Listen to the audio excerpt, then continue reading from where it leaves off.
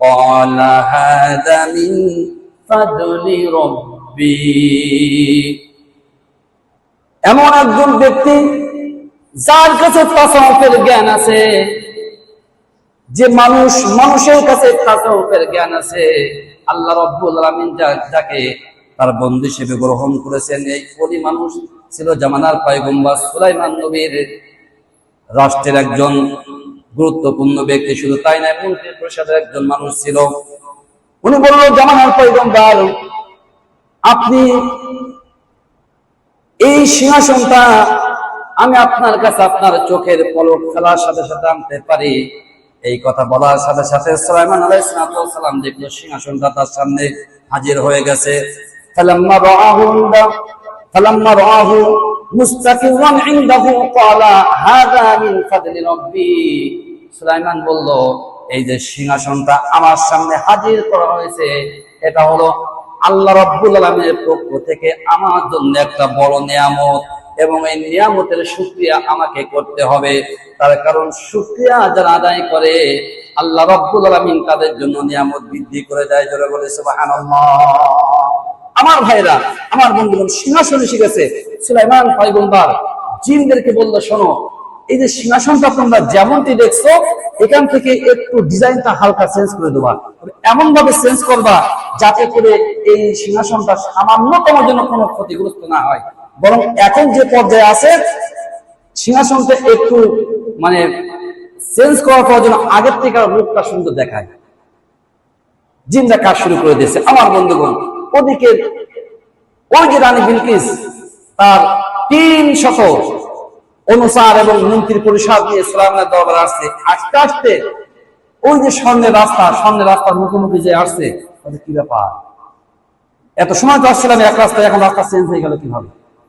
আমার বন্ধুগণ, তো রাস্তায় আসলো, রাস্তায় এসে দেখে রাস্তাটা সম্পূর্ণ স্বর্ণের ইট এবং রূপার ইট দ্বারা নির্মিত। রানী বিলকিস এই রাস্তা দেখার পরে আশ্চর্য হয়ে যায়। তার মন্ত্রী পরিষদের দিকে বারবার তাকায়।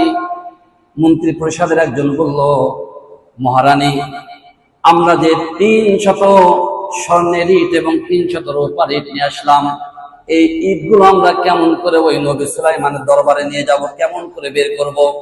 যে ব্যক্তি রাস্তাগুলো তৈরি করে স্বর্ণ এবং রূপার ইট দ্বারা, এখানে ইটের কোনো গুণাগাতা নাই, আর আমরা 600 ইট তার সামনে কেমন করে বের করবো? এটা তো বের করা অত্যন্ত লজ্জাস্কর ব্যাপার। আমার বন্ধুগণ, নবী সুলাইমান আলাইহিস সালাম হুদুদকে বলল, হুদুদ আবারও যাও, দেখো তারা কোন পর্যায়ে আছে। হুদুদ উড়াল দেওয়ার সাথে সাথে বলল, উড়াল দিয়ে নিচে নেমে বলল, ও জামানার পয়গম্বর, রানী বিলকিস আপনার তৈরি করা স্বর্ণের রাস্তার উপরে উঠে গেছে। এবার জামানার পয়গম্বর সুলাইমান আলাইহিস সালাম জিনদেরকে বলল, যাও তোমরা মাঝখান থেকে একটা স্বর্ণের ইট আর একটা রূপার ইট 300 স্বর্ণের ইট আর 300 রূপার ইট ওই রাস্তা থেকে তোমরা উঠিয়ে নিয়ে আসবে। এমন ভাবে উঠাবে যাতে করে মানুষ যখন হাঁটবে বুঝতে পারে এখানে একটা স্বর্ণের ইট নাই, একটা রূপার ইট নাই, যারা বুঝতে পারে। আমার ভাইরা, আমার বন্ধুগণ, রানী বিলকিস সামনে আসতে দেখলো মাঝে মাঝে একটা করে ইট নাই।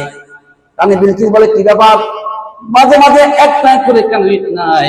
তারা লক্ষ্য করলো একটা স্বর্ণের ইট নাই আর একটা রূপার ইট নাই। তারা আবার পিছনে হাঁটলো, হেঁটে গুনে গুনে দেখলো ওই রাস্তার মাঝে গুনে গুনে 600 ইট ফাঁকা হয়ে আছে। রানী বিলকিস বলছে, তো মহাবিপদে, কি করবে এখন? একজন মন্ত্রী বলছে, মহারানী, এই যে গুনে গুনে 600 ইট ফাঁকা, আর 600 ইট কিন্তু আমাদের হাতে। রাস্তার মাঝে ইট ফাঁকা কতটা? 600। 300 সোনার ইট নাই, 300 রূপার ইট নাই। তার রাস্তা থেকে 300 সোনার ইট ফাঁকা, 300 রূপার ইট ফাঁকা। মন্ত্রী বলছে, মহারানী, আমাদের কাছে যে 600 ইট আছে, আপনি দেখেন রাস্তার মধ্যে 600টা ফাঁকা জায়গা আছে। এখন আমরা যদি এই 600 ইট নিয়ে সুলাইমানের দরবারে যাই, এটাই কিন্তু প্রমাণিত হবে যে ওখান থেকে ইট আমরা কোথায় নিয়ে এসেছি। আল্লাহ রাব্বুল আলামিন নবী সুলাইমান আলাইহিস সালামকে একসাথে হিকমত দিয়েছেন এবং রাজত্ব দান করেছেন। জামানার পয়গম্বর সুলাইমান আলাইহিস সালামকে আল্লাহ রাব্বুল আলামিন এমন রাজত্ব দান করেছেন যা মানব সৃষ্টির বাবা আদম সৈফুল্লাহ থেকে শুরু করে কিয়ামত পর্যন্ত এই রকম রাজত্ব আল্লাহ কাউকে দিবেন না।